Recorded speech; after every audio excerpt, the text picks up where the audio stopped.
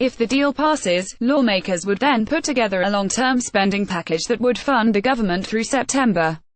Al Drago for The New York Times, Washington. Senate leaders struck a far-reaching bipartisan agreement on Wednesday that would add hundreds of billions of dollars to military and domestic programs over the next 2 years while raising the federal debt limit, moving to end the cycle of fiscal showdowns that have roiled the Capitol.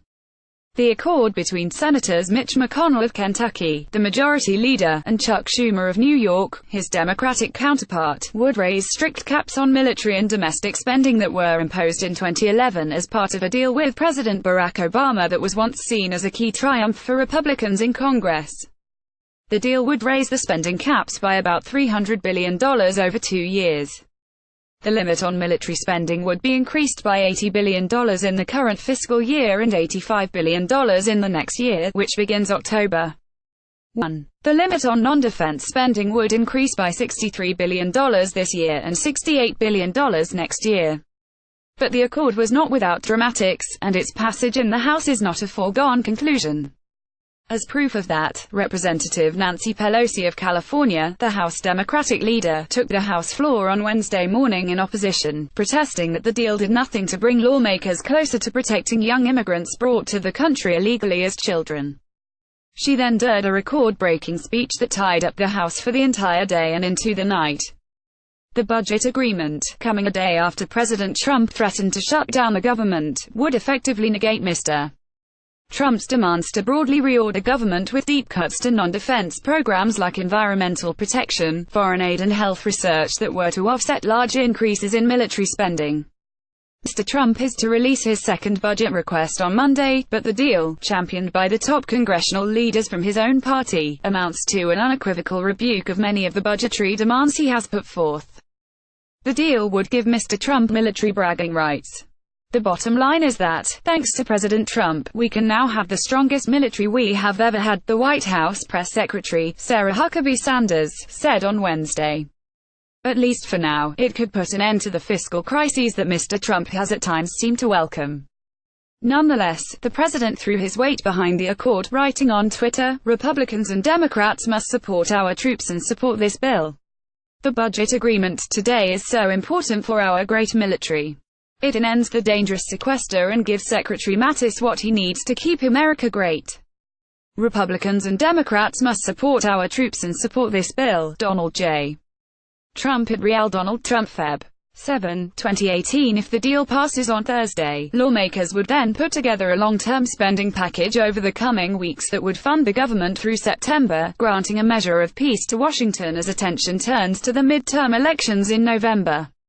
Heading into the midterm elections, it would also enable lawmakers to go home and claim success at dearing funding for pressing needs, like fighting the opioid epidemic. By setting overall spending levels through September 2019, the deal would ease passage of spending legislation in the next fiscal year, as well. The agreement will cause federal budget deficits to grow even larger, on top of the effects of the sweeping tax overhaul that lawmakers approved in December. But because the deal gives long-sought victories to both parties, the deficit effect appears to be of little concern.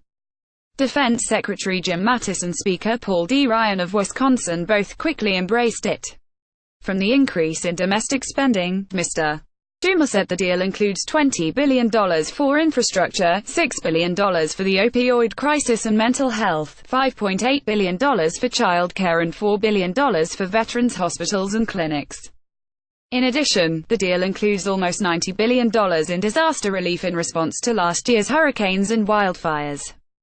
The agreement includes an additional 4-year extension of funding for the Children's Health Insurance Program, on top of the 6-year extension that Congress approved last month.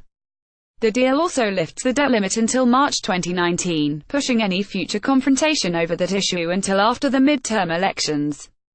The Congressional Budget Office recently projected that the Treasury would probably run out of cash in the first half of March if the limit were not raised. "I hope we can build on this bipartisan momentum and make 2018 a year of significant achievement for Congress, for our constituents and for the country that we all love," Mr. McConnell said. Mr. Schumer was similarly effusive. "After months of legislative logjams, this budget deal is a genuine breakthrough," he said.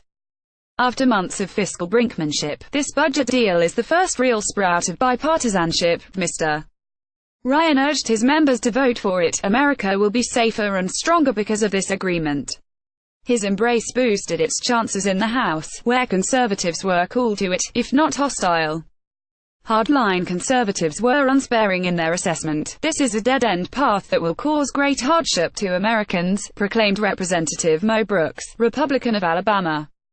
And if you really look it out long-term and see the cascading effect, it is going to cost a lot of Americans their ass. Senator Mike Lee, Republican of Utah, called the deal a betrayal of everything limited government conservatism stands for.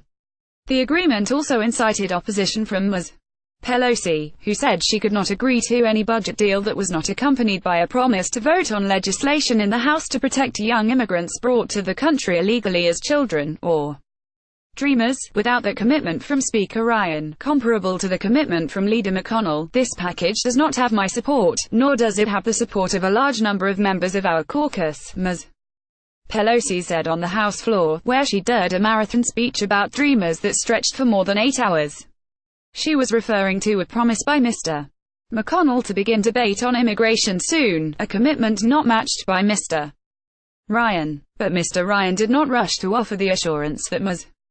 Pelosi sought. Speaker Ryan has already repeatedly stated we intend to do a DACA and immigration reform bill, one that the president supports. A spokeswoman for Mr.